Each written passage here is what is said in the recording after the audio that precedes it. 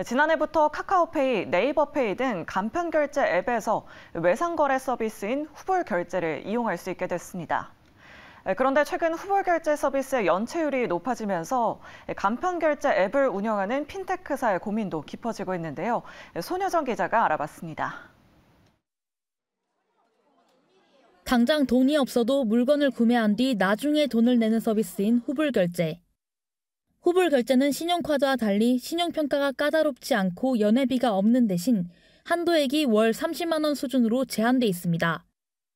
이러한 특성 때문에 신용카드 발급이 어려운 MZ세대나 주부 등의 금융소외계층, 이른바 금융심파일러가 주 이용자입니다. 우리나라에서는 카드사뿐만 아니라 금융위가 지정한 일부 핀테크사도 후불결제 서비스를 제공할 수 있습니다. 현재 지정된 기업은 네이버페이를 운영하는 네이버 파이낸셜과 토스를 운영하는 비바 리퍼블리카, 카카오페이 등 3곳입니다. 특히 최근 1, 2금융권의 대출 문턱이 높아지면서 이 후불결제 이용액이 크게 늘어났습니다. 네이버페이, 카카오페이, 토스의 후불결제 잔액은 지난해 말 기준 407억 원으로 지난해 6월 말에 비해 240억 원 증가했습니다. 그런데 후불결제 이용액의 증가와 함께 연체율도 상승해 우려가 제기되고 있습니다. 지난해 12월 네이버페이와 토스의 후불결제 연체율은 각각 2.14%, 3.48%로 지난해 8월 말 대비 크게 늘어난 수치입니다.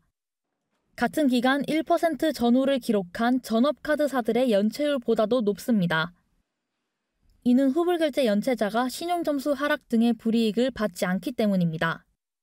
후불결제는 신용평가와 연동되지 않아 이용자들이 상환 능력이 있는데도 고의로 연체를 방치하는 도덕적 해이가 발생할 수 있다는 겁니다. 또 후불결제 서비스 기업 간의 연체자 정보가 공유되지 않는다는 점도 원인으로 지적됩니다. 하나의 카드를 장기 연체하면 다른 카드까지 사용할 수 없는 신용카드와 달리 후불결제는 장기 연체를 하더라도 다른 회사의 서비스를 여전히 이용할 수 있습니다. 전문가들은 후불결제 연체자에게 연체 정보를 안내하거나 기업 간의 연체 정보를 공유하는 등 정보 관리가 중요하다고 말합니다.